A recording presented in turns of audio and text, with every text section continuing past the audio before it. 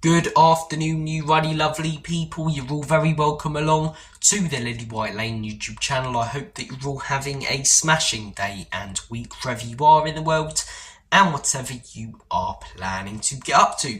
Ange Postecoglou is somehow still employed by Tottenham Hotspur, and personally I think it's crackers that he is. I can't get my head round it. I can't get my massive head round the fact that this man is still the manager of Tottenham Hotspur Football Club when previous managers have been sacked for far less.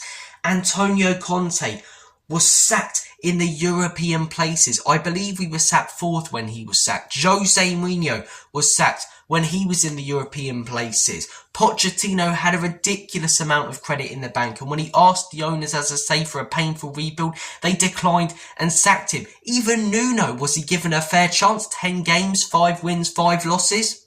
Overall, that's a better win percentage than Ange Postecoglou over a season and a half. So, why are we still sticking with this guy when he's had 300 plus million, when he's in his second season where he says he always wins things, and when we've been knocked out of 2 cup competitions in the space of 4 days with a whimper and we're sat 14th in the Premier League? Well, what we're hearing from many journalists is that the board is sympathetic towards Ange Postecoglou. They feel bad for poor old Ange and all the injuries that he's had to deal with. It's abnormal. I'm sorry, this guy had an injury crisis at Celtic. This guy probably had an injury crisis in Australia. Is it a surprise that he's got one at Spurs? And yeah, a few of them injuries are unlucky, of course they are, but a few of them are down to him. You rushed back Mickey van der Ven and Romero, my friend, when they clearly weren't ready to come back.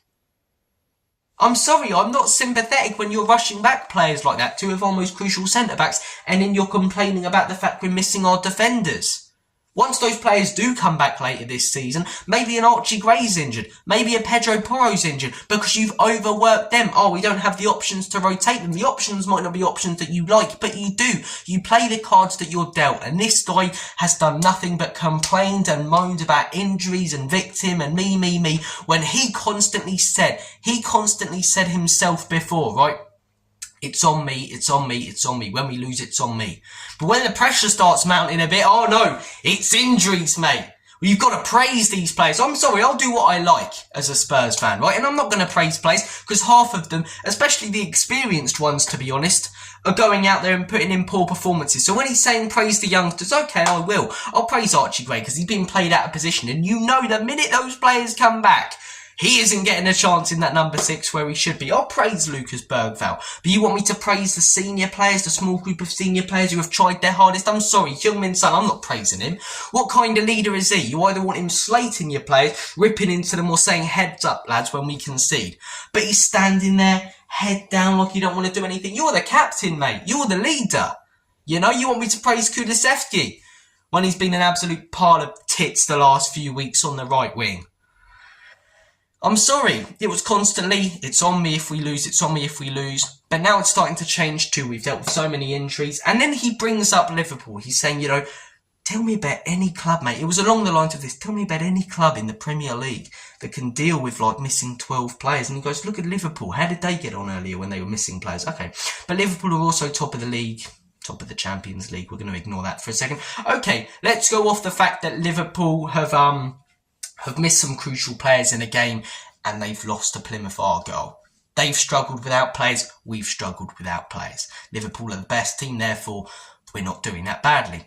You want to look at that bit of evidence, but you don't want to look at a club like Bournemouth, who have had pretty much the same amount of injuries as us, but their managers adapted the system so that they can still get results. They've played beautiful football and they've been on a fantastic run over the last few months. Now, we don't want to talk about Bournemouth, who are a mid-table club who lost their best player in the summer, because they don't make excuses. You don't hear Iraola coming out after games saying, you know, we lost Solanke and, you know, a lot of players are missing and that's why these results aren't good, because the results are good.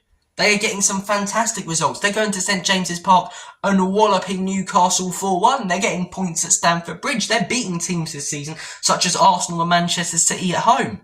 They're giving tough tests to sides like Liverpool. You want to look at that one bit of evidence all season where Liverpool have chosen to rest players in a cup competition they don't care about as much, instead of looking at another example of a club like Bournemouth who have had a similar amount of injuries, but their managers dealt with them better. You play the cards that you're dealt. And this persistent missing crucial players with playing this stupid high line and inverting both fullbacks is crazy to me.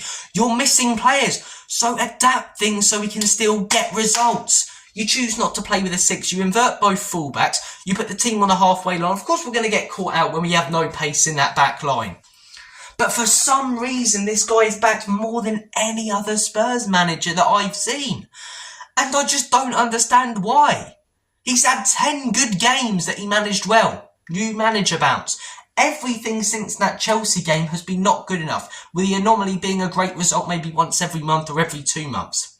And also, I'm not buying this when we get our players back, we'll be excellent again. Because first off, when we do get our players back, we'll be missing more players because they've been running to the ground and you'll complain about that. And secondly, does he have a short-term memory like a lot of our fans do? Are they forgetting the fact that we were unbelievably inconsistent before those players got injured, no? Are they forgetting the fact we lost to Crystal Palace with a fully fit side? Are they forgetting the fact we drew with Leicester on the opening day with a fully fit side? Are they forgetting the fact that we lost to Ipswich with a fully fit side? No, we just want to pretend that those results didn't happen. Just look at the 3-0 against United, the 4-1 against Villa, the 4-0 against City and say we were fantastic before these injuries happened. We were playing beautiful football and now we just can't cope with them when we've collapsed. You deal with the situation. We've got injuries. Okay, let's change the system a little bit to try and get results. Maybe let's go more defensive in this game. Keep the fullbacks out wide. Let's maybe change this little thing here and there. Let's rest this player so we don't get more injuries. No management whatsoever of his players. No game management from this manager. The tactical switches such as half-time against Arsenal, the change to the 4-1-4-1 is one of the most stupidest tactical decisions I think I've ever seen when the midfield needed shoring up.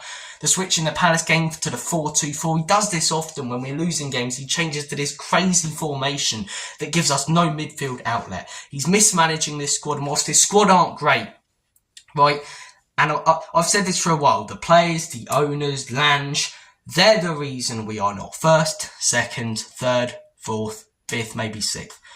But I'm sorry, the reason we're not 7th, 8th, 9th, 10th, that is down to this manager, the mismanagement of this squad. I'm not buying injuries because 1, the results weren't good before we got those injuries, and 2, you rush back Mickey van der Ven and Christian Romero. You've caused some of these injuries, such as overplaying Udogie game after game after game, when you could have rested him in Premier League games for Jed Spence. You chose not to choose him for the Europa League squad either though, so therefore Udogie's playing the early Europa League games. It's crazy to me.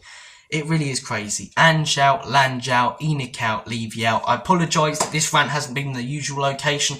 I'm currently watching the dog. We've got a new French bulldog called Boise. I would show him to you, but he's fast asleep over there in his bed. And yeah, I don't want to leave him because he's got separation anxiety at the minute. So we've got the dartboard and the fridge in the background instead of the Tottenham Hotspur Stadium on the green screen. Take care, guys, though. Have a smashing day.